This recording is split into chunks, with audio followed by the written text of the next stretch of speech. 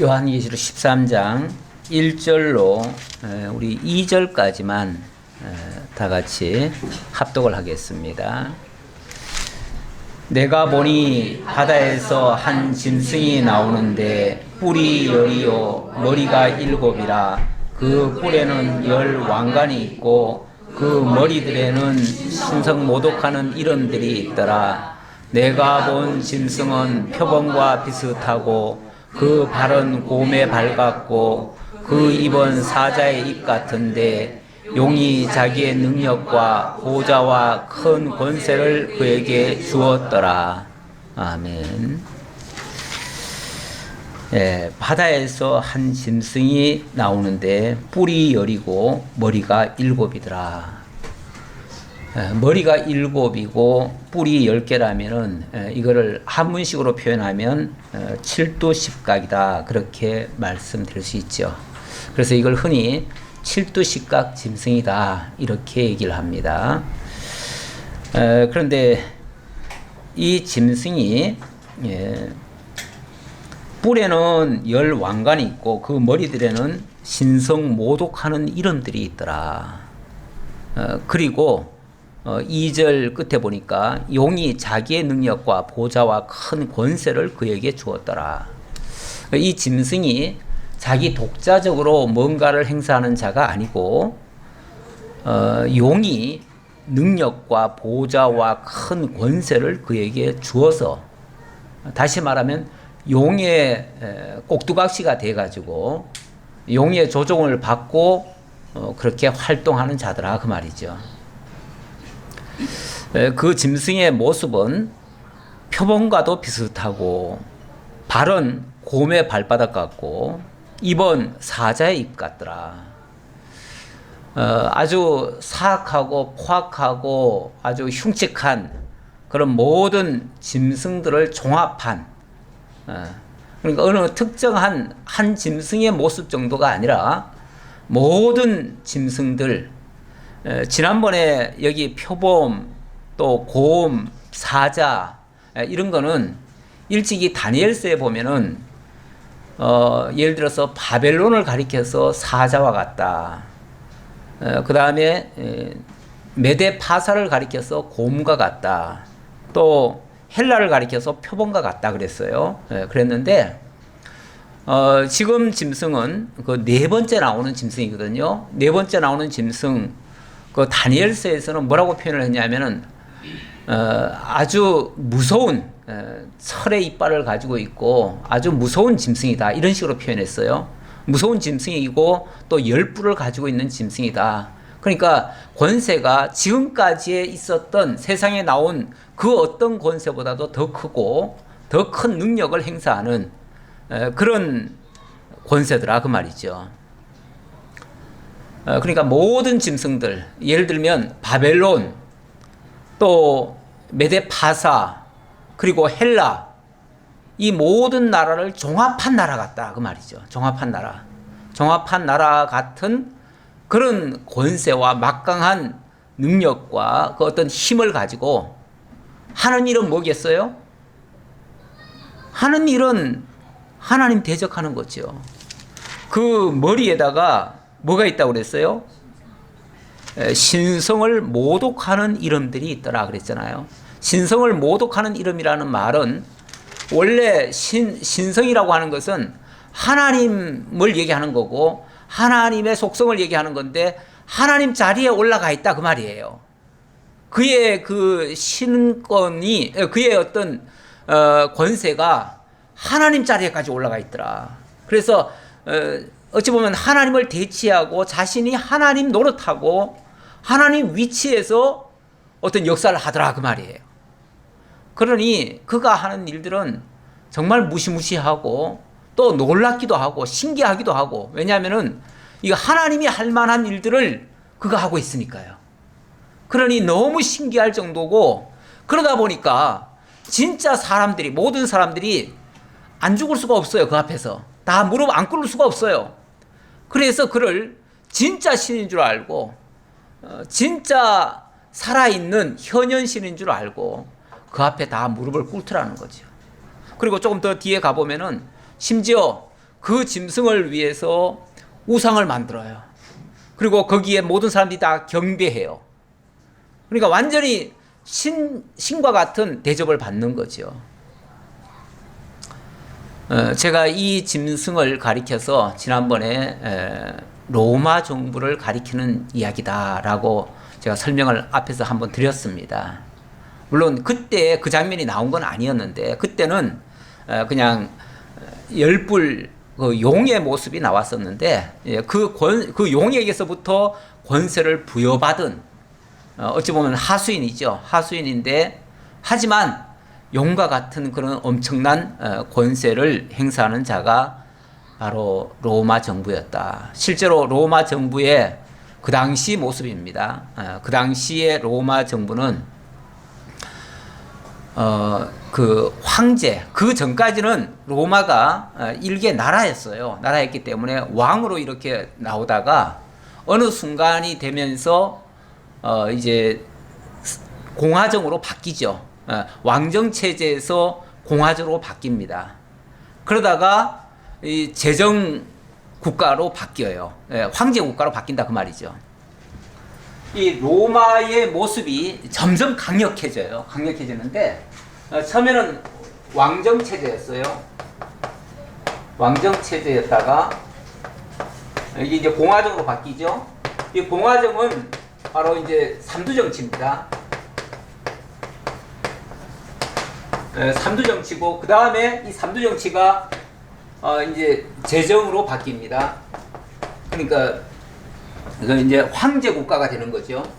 이제 이때부터는 이제 황제가 나옵니다. 황제가 나오는데 요 장면 바로 뒤에 3절에 보면 그런 말이 나옵니다. 그의 머리 하나가 상하여 죽게 된 것 같더니 그 죽게 되었던 상처가 나음에 온 땅이 놀랍게 여겨 짐승을 따르고 용이 짐승에게 권세를 주므로 용에게 경배하며 짐승에게 경배하여 이르되 누가 이 짐승과 같으냐 누가 능히 이와 더불어 싸우리요 하더라. 그의 머리 하나가 상하여 죽게 된 것 같더니 그 죽게 되었던 상처가 나음에 지금 여기에 나오는 칠두식과 이 짐승은 분명히 로마를 가리키는 것이 분명합니다.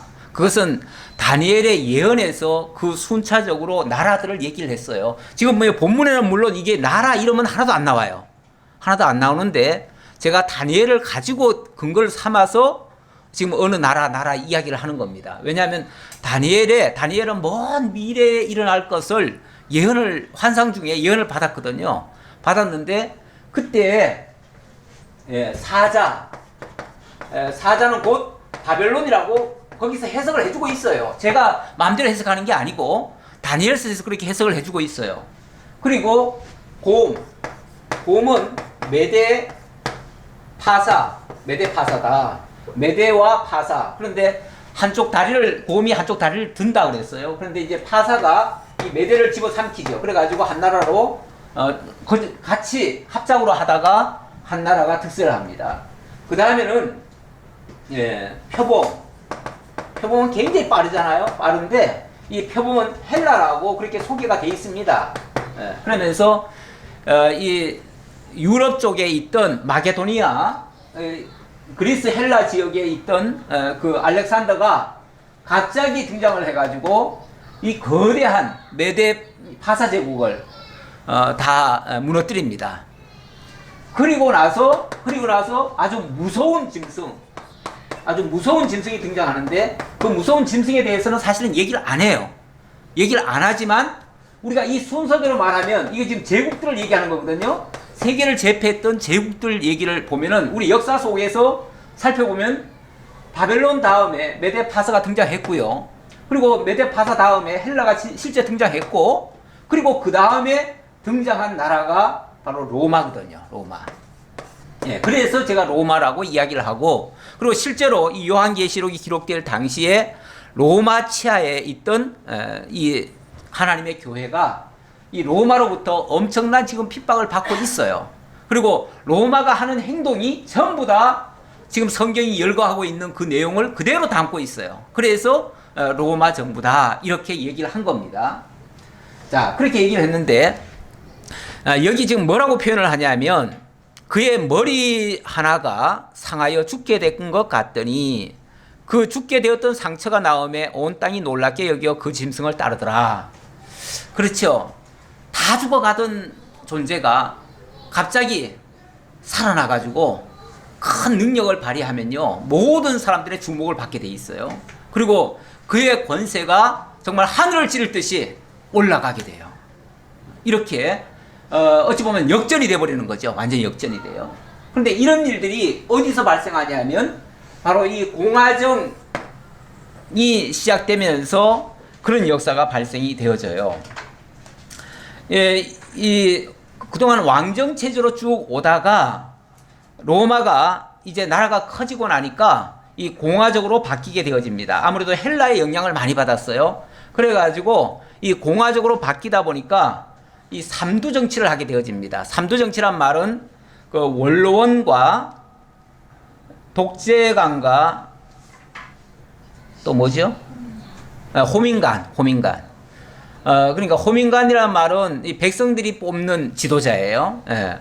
그리고 독재관은 어떤 그 권력층에서 뽑는 거고, 이 원로원은 어떤 그 원로들 중에서 수장을 뽑아가지고 그렇게 세 머리를 둬가지고 세 머리가 함께 힘을 같이 의견을 모아가지고 나라를 다스려가는 그런 제도였어요. 그런 제도였는데 그 중에 하나가 바로 시저였죠. 시저. 그 당시 폼페이우스, 크라수스와 함께 1차 그 삼두 정치가 일어났는데 사실 거기서 제일 약한 자가 누구냐면 시저였어요.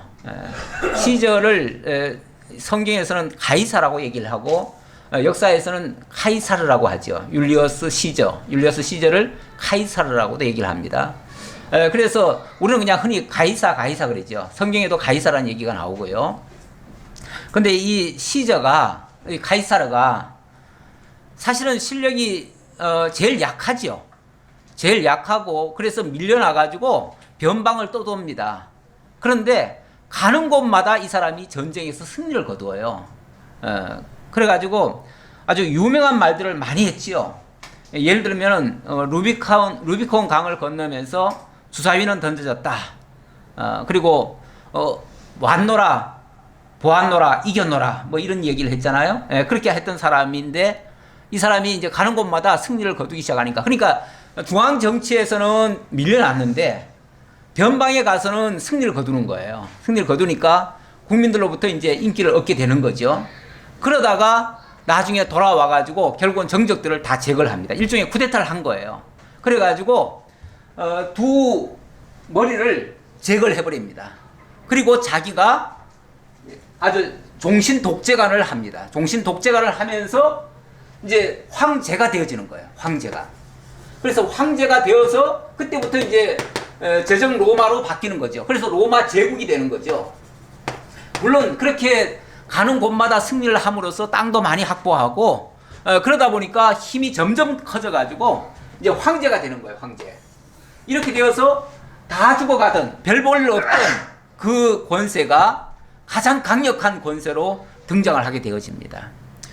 물론 그 로마로 봐서는 그거는 아주 좋은 거죠. 왜냐하면 강력한 나라를 구축을 했으니까. 하지만 그 강력한 힘을 가지고 하나님 자리까지 올라가는 거예요.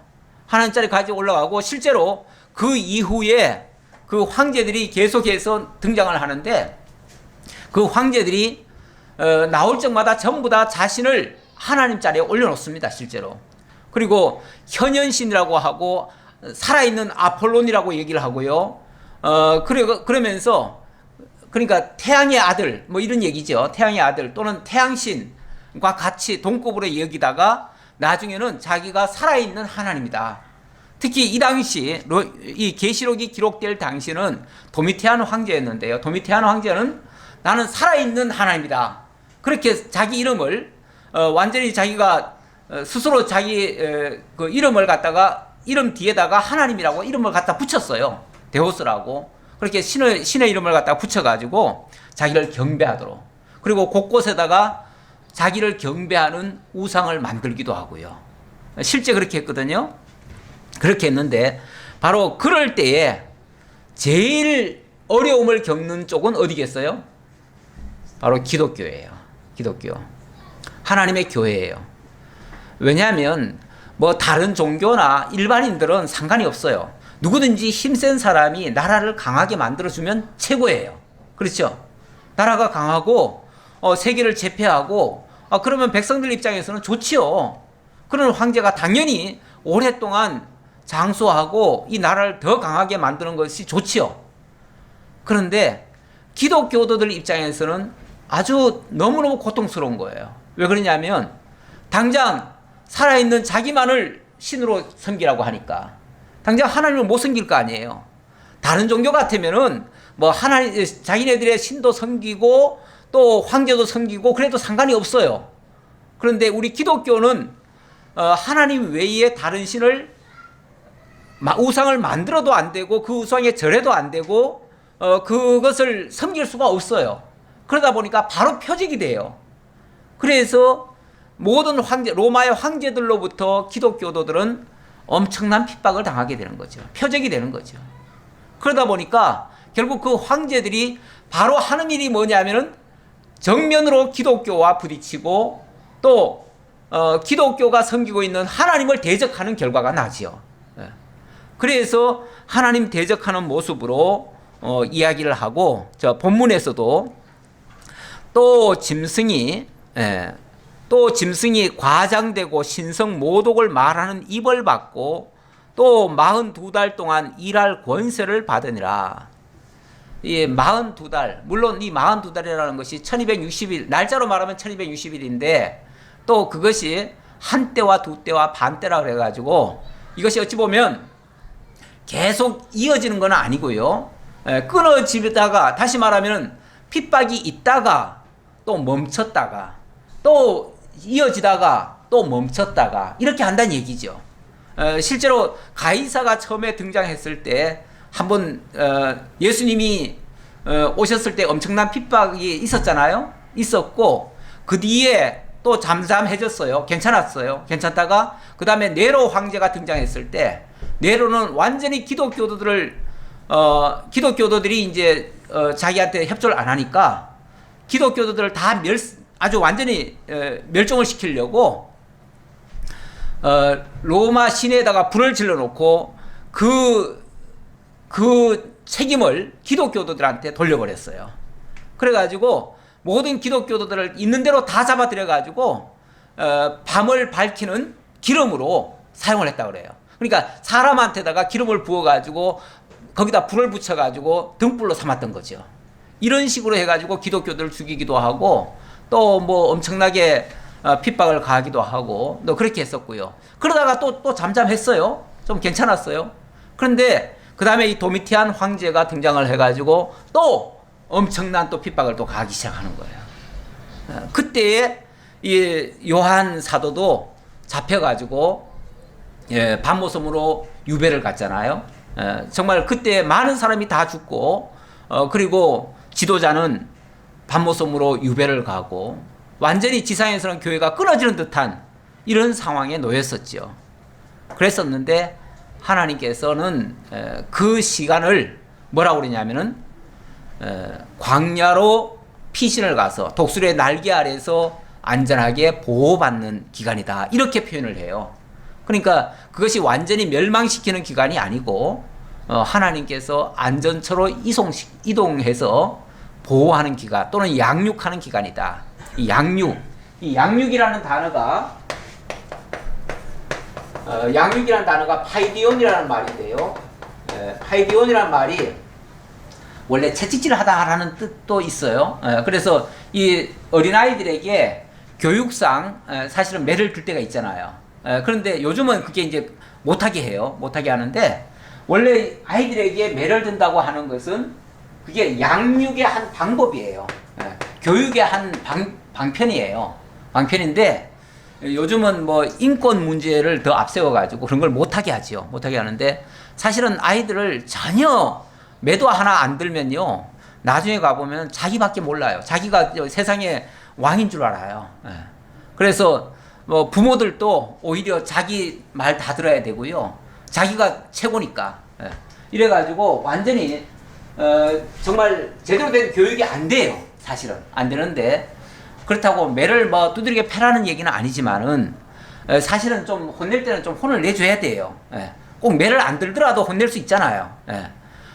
분명히 잘못됐다는 건 최소한 가르쳐 줘야 돼요. 근데 그것조차 못하게 하니까 참 교육하는 사람들 입장에서는 굉장히 난감한데, 우리 하나님께서 자기 백성들을 이 환난 속에서 때때로 안전처로 이동을 해가지고 거기서 하나님이 양육해 간다 그 말이에요. 양육해 간다. 이 양육한다는 말은 거기서도 자라게 한다는 얘기예요. 그러니까 하나님의 교회가 핍박은 많이 받았지만 그런다고 해가지고 완전히 사라진 적은 없어요. 사라진 적은 없고, 그래서 사실 지상에서 봤을 때는 다 사라진 것 같았는데 나중에 보니까 그들이 다 어디가 있어요? 그렇죠. 카타콤 지하 동굴에 들어가 있어요. 지하 동굴에 들어가 있었는데 그들을 사실은 찾을 수가 없을 정도였어요. 그랬는데 나중에 콘스탄틴 대제가 나중에 종교 자유령을 내리고 나니까 그 지하에 있던 자들이 다 올라왔잖아요. 그리고 나서 기독교가 갑자기 대폭발을 해가지고 온 로마를, 그러니까 자기네들 다 멸절시키려 했던 로마를 오히려 정복을 해버렸죠. 그래서 지금은 사실은 물론 약간의 그 가톨릭화 돼가지고 약간 변형은 됐지만 그래도 로마가 기독교에 집어삼켰지요. 기독교를 제거하려고 했던 로마가 지금은 기독교 국가가 돼버렸죠. 이렇게 기독교는 절대 죽지 않았습니다. 하나님이 오히려 양육했을 뿐이었죠. 자, 제가 약간 빗나갔는데, 자, 본문으로 다시 돌아와 보면, 이 짐승이 그렇게 과장되고 신성 모독을 말하는 입으로 42달 동안 일할 권세를 받았더라.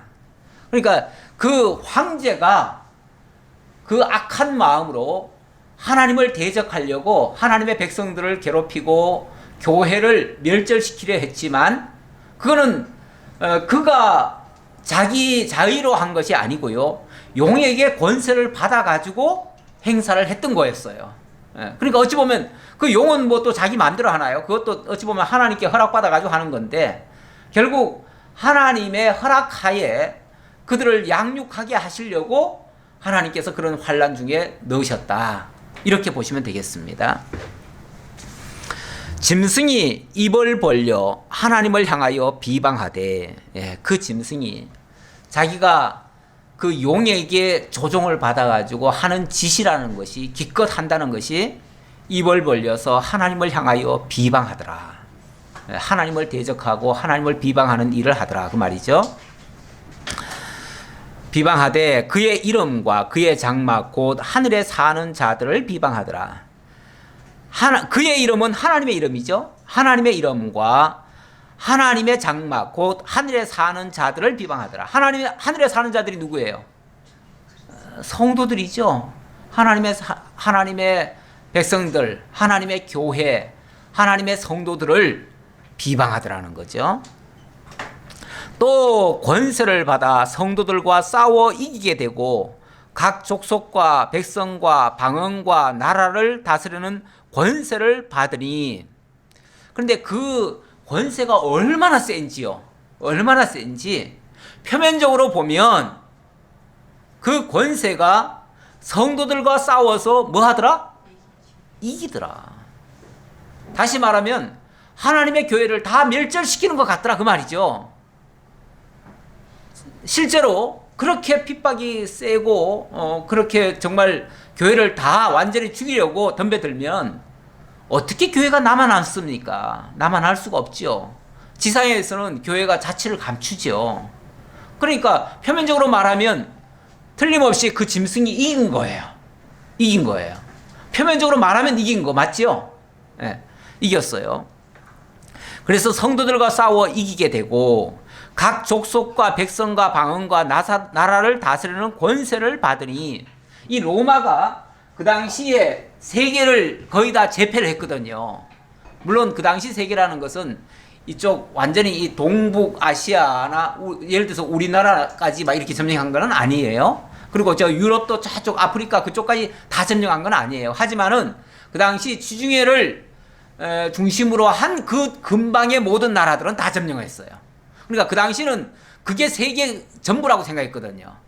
그리고 콜럼버스도 나중에 그런 소리를 했지만은 어느 정도 배를 타고 가다 보면요, 갑자기 지구가 사각져 가지고 갑자기 낭떠러지에 뚝 떨어지면은 거기는 못 가는 땅이라고 생각했어요. 못 가는 땅이기 때문에 세상의 끝은 여기다라고 생각했단 말이에요. 그러니까 그 세상 끝이 여기다라고 생각하는 정도의 나라는 다 삼킨 거예요, 로마가.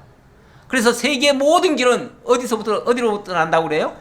로마로부터. 뭐 이런 말도 나오잖아요. 로마가 온 세계를 다 점령을 해가지고 하다 보니까 그런 소리들이 나온 거예요.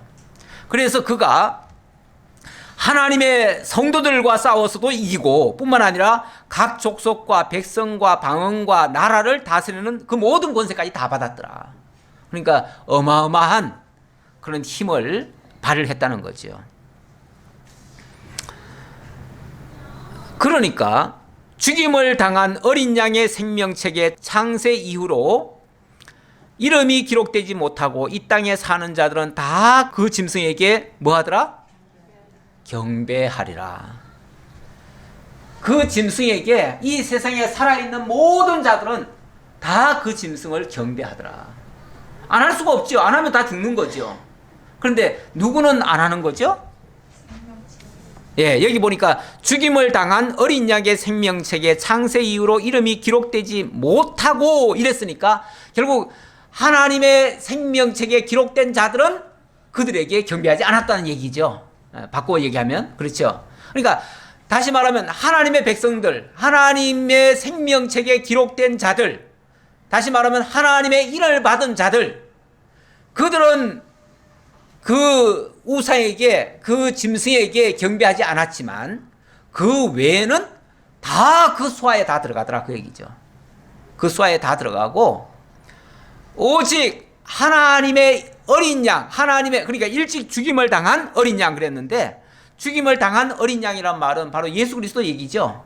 예수 그리스도가 십자가에 못 박혀 죽었었는데 그 이름을 믿는 자들, 그리고 그 이름책에 함께 기록이 된 자들, 다시 말하면 하나님의 성도들이에요. 자, 그러면 하나님의 성도들은 지금 지상에 안 보입니다. 안 보이니까 표면적으로는 다 망한 것 같은데 실제로는 망했나요? 안 망하고 그 어린 양의 이름책에 같이 기록이 돼 있어요. 그 말은 사실은 이미 승리한 자들이란 얘기예요. 이미 12장에서는 그 승리한 모습을 보여주었고 12장 10절부터 보여주었고, 그리고 그 승리의 창가가 하늘에서는 울려 퍼졌잖아요. 그러니까 실제로는 그리스도 예수 안에서 승리한 자들이 있는데 이 지상에서는 표면적으로 볼 때에 다 패배한 것처럼 보이고 있는 거예요. 그러니까 이거를 우리가 구별해서 볼 줄 알아야 우리가 실망하지 않습니다. 만약에 이걸 구분 못하면은 자꾸 현상적인 것만 보면 예수 믿으면 이렇게 핍박당하고 이렇게 망하는구나, 지상에서 사라질 정도로 망하는구나, 그러면 나도 예수를 어떻게 믿겠나, 이렇게 생각이 드는 거죠. 그러니까 현실을 보면 사람이 두려움에 빠질 수 있어요. 그런데 하나님이 하시는 궁극적인 그 섭리를 보면 이미 그리스도 예수 안에서 하나님의 인을 받았고 하나님의 이름책에 기록이 돼 있고, 그래서 그는 이미 승리한 자들이다라는 것을 먼저 증거를 하고 있습니다. 그러면서 누구든지 귀가 있거든 들을지어다. 귀가 있거든 들을지어다. 그러니까 이 사실을 제가 지금 방금 설명한 그 내용을 이해하려면 귀가 있어야 이게 들린다 그 말이죠. 이게 이해가 된다 그 말이죠. 하나님의 성도들은 아무리 핍박이 많이 가해져도, 아무리 온 세계가 다 굴복하더라도 하나님의 성도들은 절대 거기에 무릎 꿇지 않는다. 또 망하지 않는다. 영원한 승리가 이미 보장돼 있다. 이거는 귀 있는 자들만이 들을 수 있다. 자, 그 얘기잖아요.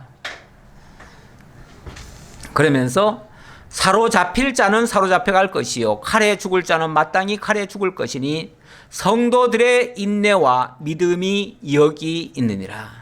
성도들의 인내와 믿음이 여기 있느니라. 예, 바로 직전에는 사로잡힐 자는 사로잡혀갈 것이고 칼에 죽을 자는 마땅히 칼에 죽을 것이지만, 그 말이에요. 칼에 죽을 것이지만 성도들의 인내와 믿음이 여기 있느니라. 다시 말하면 그런 극한 상황을 만나고 만약에 믿음이 없다면, 인내가 없다면 어떻게 되겠죠? 무릎 꿇겠죠. 무릎 꿇고 그들에게 항복하겠죠. 그 짐승 권세에게 결국은 굴복할 수밖에 없겠죠.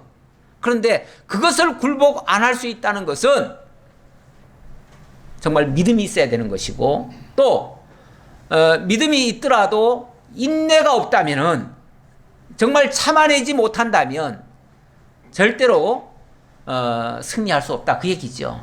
그래서 이때 가장 필요한 것이 믿음과 인내다. 사실 우리가 지금 이 땅을 살아가는 우리들에게도 우리는 뭐 큰 승리를 지금 맛보지는 못합니다. 그러나 작은 승리들을 거두는 데에도 사실은 우리가 믿음이 필요하고요, 인내가 필요합니다. 인내라고 하는 것은 하나님의 약속의 말씀을 알지 못하면 어떻게 참습니까? 우리가 어떻게 견디겠습니까?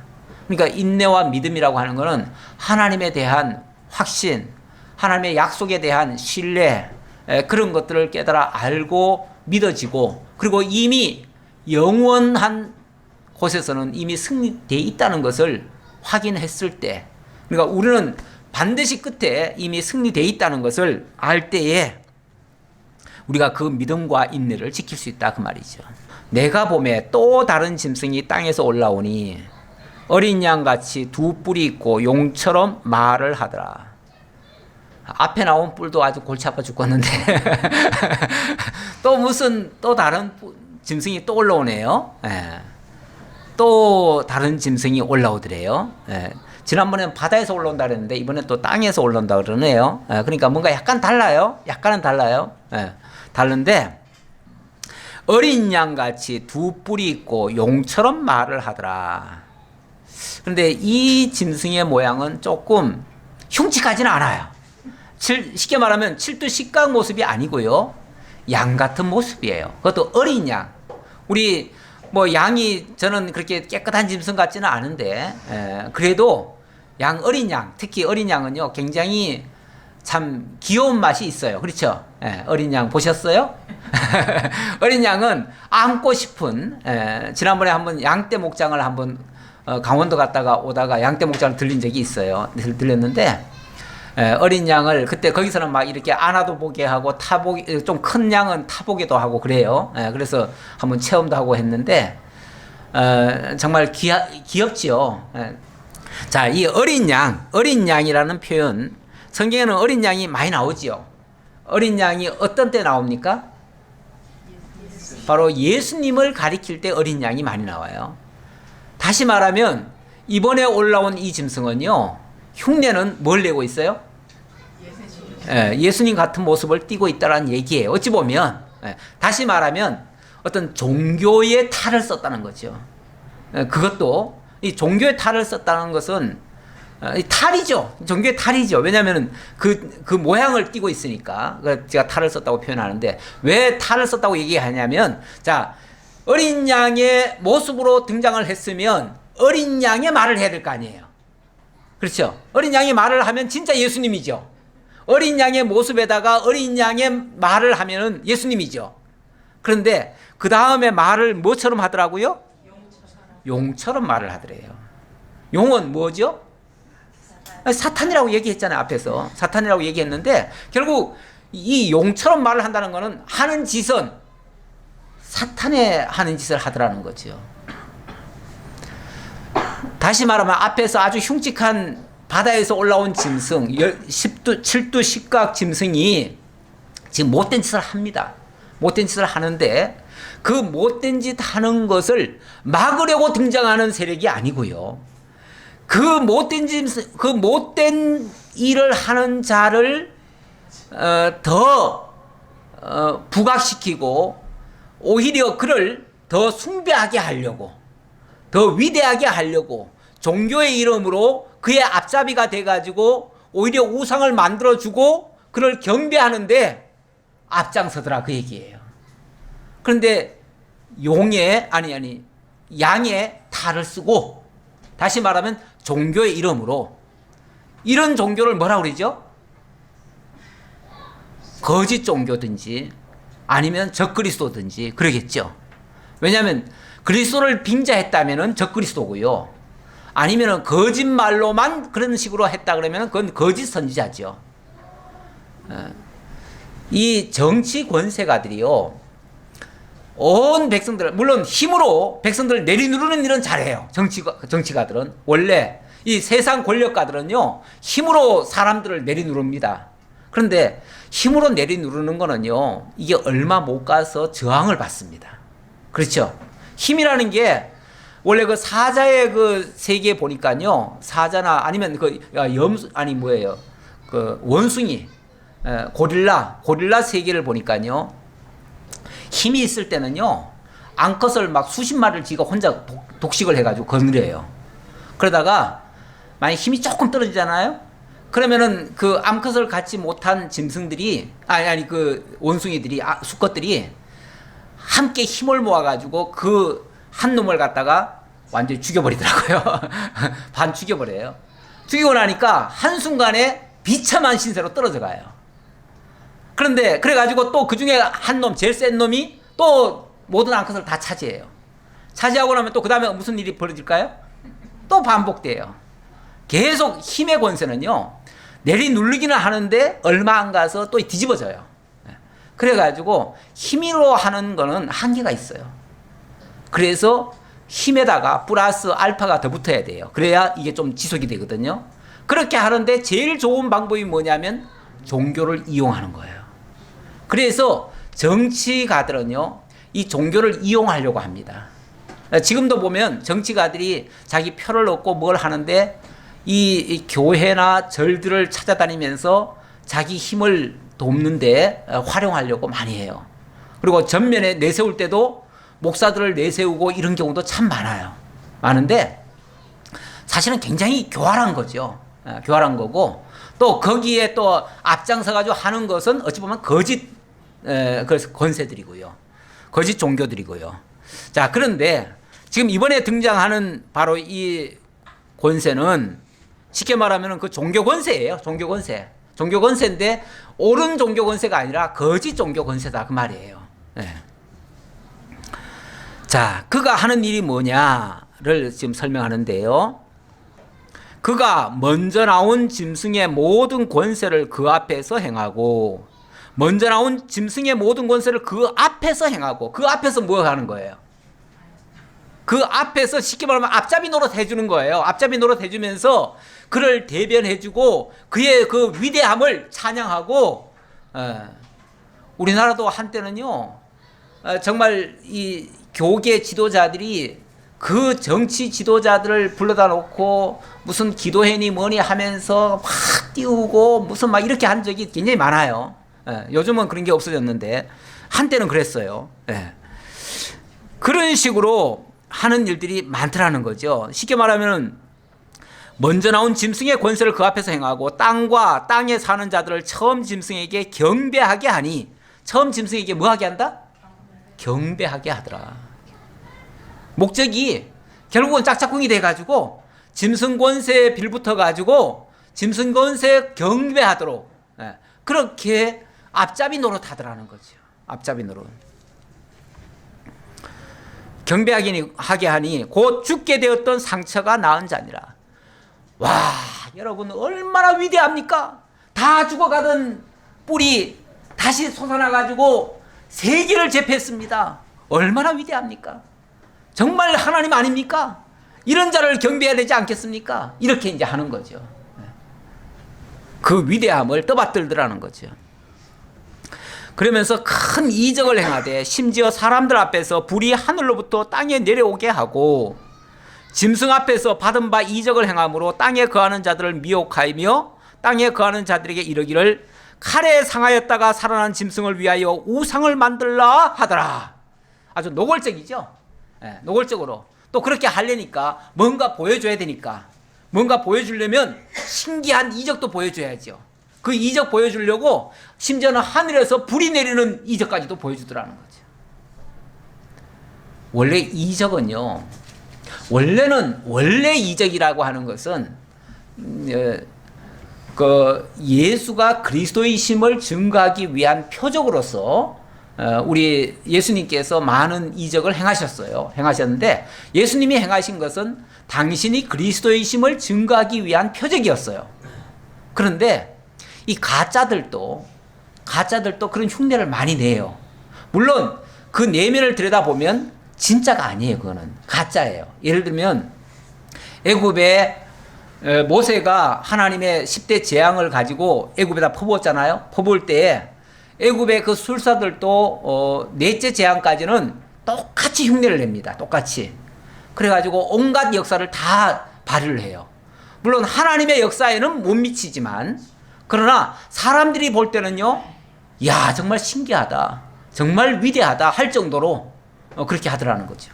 실제로 지금 여기에 이 어찌 보면 가짜 거짓 선지자 또는 적그리스도의 세력이 행사하는 모습을 보면 하늘에서 불까지 내려오더라는 거죠.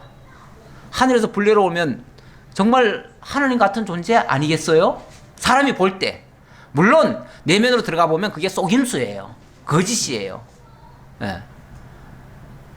그래서 정말 이걸 제대로 분별할 줄 알면은 야 저거 가짜야, 저거 아니야 이렇게 분별할 수 있겠지만 그 분별력이 없으면 절대 분별 못합니다. 네.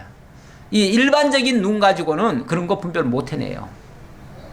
지난번 그 가을에 지난번 연말인가 그때 한국 교회가 전국적으로 중계 방송을 해줬어요. 뭘 중계 방송해 줬냐면은 그때 특별 새벽 기도회, 뭐 다니엘 기도회인가 뭔가를 한다 그러면서 그 다 중계 방송을 해줬어요.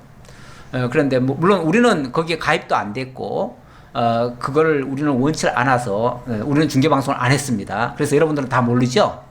저는 몰래 봤어요.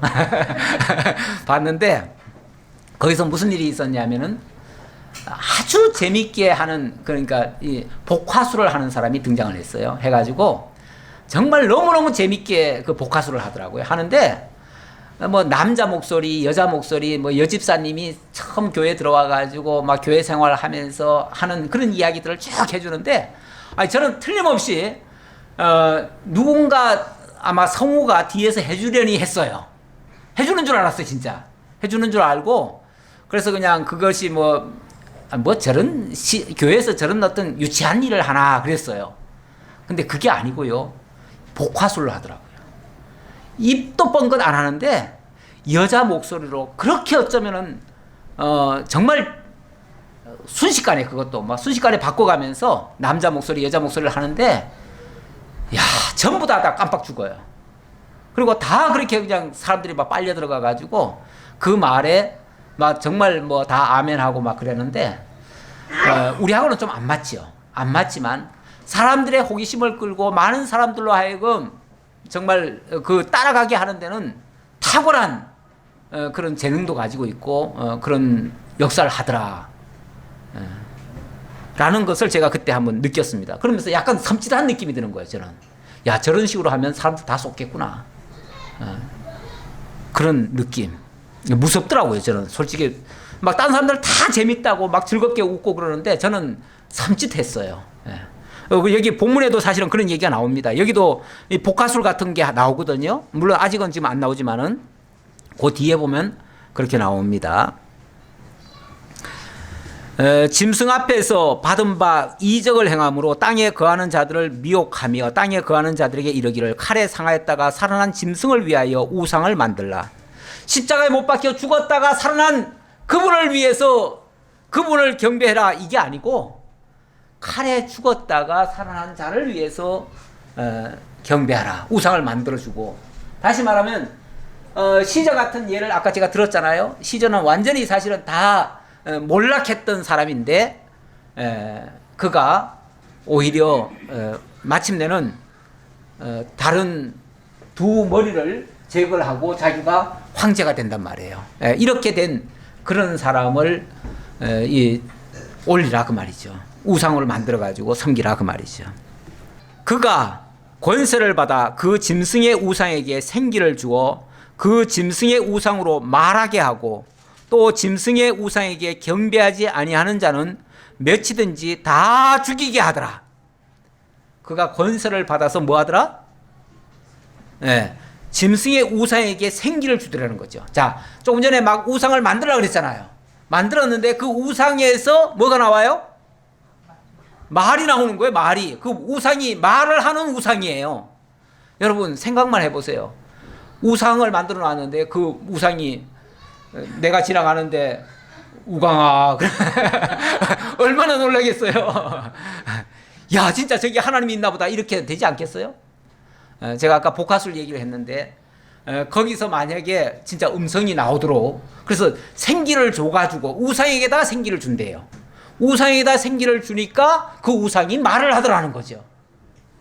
근데 그게 단순한 복화술인지 아니면 진짜 거기서 어떤 말이 나왔는지 왜 가끔 로마 시대 때 그 영화를 보면요. 그 우상을 만들어놨는데 우상에서 진짜 말을 하는 그런 그 장면들이 나올 때가 있어요. 네.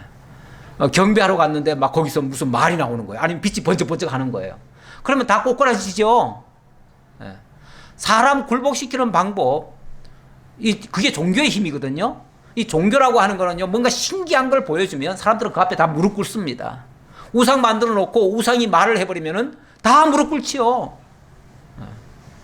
그렇게 만들더라는 거죠. 그리고 만약에 그것을 인정하지 않고 나처럼 의심이나 하고 만약에 거기다가 경배하지 아니하는 자는 몇이든지 다 뭐하라? 죽이게 하니라. 다 죽이라는 거죠. 그래놓고 그가 모든 자, 곧 작은 자나 큰 자나 부자나 가난한 자나 자유인이나 종들에게 그 오른손에나 이마에 표를 받게 하고 누구든지 이 표를 가진 자 외에는 매매를 못하게 하니 이 표는 곧 짐승의 이름이나 그 이름의 수라. 지혜가 여기 있으니 총명한 자는 그 짐승의 수를 세어보라. 그것은 사람의 수니 그의 수는 666이니라. 어떻게 이해가 그냥 번쩍하면서 됩니까? 이게 자 그러면서 그 경배하는 모든 자들에게 뭐 하라는 거예요? 작은 자나 큰 자나 부자나 가난한 자나 자유인이나 종들에게 그러니까 그런 거 구별하지 말고 누구든지 모든 사람에게 다 뭐 하라? 다 표를 주라는 거예요. 종들에게 오른손에나 이마에 표를 받게 하고 이 표를 가진 자 외에는 매매를 못하게 하고 그러니까 자 표를 그러니까 경배하는 자에게는 표를 주고 표를 받은 자는 매매를 할 수 있어요. 다시 말하면 경제활동을 할 수 있어요. 그런데 그 표를 못 받으면 경제활동 못 하는 거죠. 완전히 고사시켜버리는 거죠. 죽게 하는 거죠. 그러니까 실제로 죽일 수도 있지만 압박을 가해버리면은 아무것도 활동을 못 할 거 아니에요. 그렇게 돼버리면 자연스럽게 고사가 되는 거죠. 그러면은 어떻게 해서든지 사람들이 사실은 요즘도요, 제일 압박이 뭐냐면은 경제로 목을 죄비면요, 사람들은 누구든지 다 꼼짝 못 합니다. 옛날에는 뭐 사회 정의니 뭐니 해가지고 돈이 안 되고 그래도 정의라면 막 부르짖고 했잖아요. 목숨 내걸고도 했잖아요. 요즘은 그런 사람 없어요. 요즘은 돈이 안 되는 일은 아무것도 안 해요. 다 돈이 돼야 해요. 그리고 돈줄만 막아버리면요, 다 굴복하게 돼 있어요. 요즘은 그렇게 돼요. 왜냐하면 돈보다 요즘은 더 센 힘이 없어요. 돈이 곧 하나님처럼 돼버렸어요. 그런데 그들에게 표를 안 준다는 거예요. 경배 안 하는 자에게는 표를 안 준다는 거예요. 표를 안 주면 살 수가 없잖아요. 그런데 그 표를 받으면 또 뭐가 되죠? 여기 본문에는 보니까 그 표를 받은 자는 또 결국은 망한다는 거예요. 참 받을 수도 없고 안 받을 수도 없고 난감하네요. 근데 이제 이 표가 뭐냐? 자, 일단 좀 적어 봅시다. 잠깐.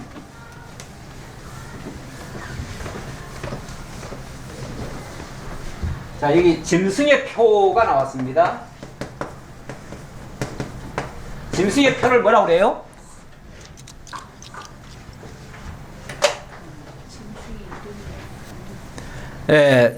이 표를 받게 하고 해놓고 누구든지 이 표를 가진 자 외에는 매매를 못하게 하니 이 표는 곧 짐승의 이름이나 짐승의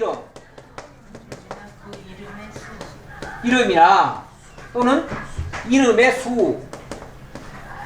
수고 또 이름의 수는 지혜가 여기 있으니 총명한 자는 그 짐승의 수를 세어보라. 그것은 또 사람의 수니 사람의 수는 또 뭐예요? 666이니라. 자, 이게 논리적으로 이게 무슨 말이에요? 자, 짐승의 표는 이꼬르 짐승의 이름이에요. 그런데 짐승의 이름은 이꼬르 이름의 숫자예요. 근데 이름의 숫자는 또 이꼬르 사람의 수예요. 근데 사람의 수는 또 666이에요. 그러면 결국은 이 표는 뭐죠? 666이죠. 666이에요. 이 논리적으로 어떻게 이해를 해야 돼요? 예? 그러면서 이 표는 또 경배하는 자에게 이마나 손에다가 오른손에다가 이걸 받게 한대요. 일단은 이건 짐승의 표라고 그랬죠. 표는 어찌 보면은 뭐 표적알일 수도 있고요. 아니면은 도장처럼 인일 수도 있어요. 인일 수 있는데 요즘 이걸 갖다가 만약에 이거를 표로만 생각한다면은 요즘 뭐 흔히들 뭐라고 얘기합니까? 바코드 얘기하죠. 바코드. 바코드 얘기하는데 이거 좀 아껴뒀다가 다음 주에 할까요? 오늘 다 하면은 다음 주가 심심해질 것 같아가지고 일단 오늘 제가 이제 의문을 던졌습니다. 의문을 던졌는데 요거 한번 논리적으로 어떻게 되는가 여러분들이 한번 생각을 해보시고 다음 주에 제가 여기에 대한 답을 해드리도록 하겠습니다. 다음 주에 필히 나오셔야 될 듯 합니다. 기도하겠습니다. 아버지 하나님 감사합니다. 우리 하나님 너무나 저희들 살아가시기에 이 극한 환난과 어려움의 형편에 있는 교회들의 모습을 보여주면서 우리들에게 인내와 믿음이 필요하다는 것을 알려주었습니다. 그리고 무엇보다 이런 사실을 분명하게 분별하기 위해서 지혜가 필요하다 했습니다. 정말 지혜 있는 자는 총명해서 이런 부분을 분별하고 또 바로 깨달을 줄 믿습니다. 아버지 하나님, 저희들이 정말 하나님의 사람으로서 하나님과 더불어 동행하며 모든 악한 것들을 분별하고 정말 하나님의 선에 속하는 저희 모두가 되도록 인도해 주옵소서. 감사드렸고 예수님의 이름으로 기도하옵나이다. 아멘.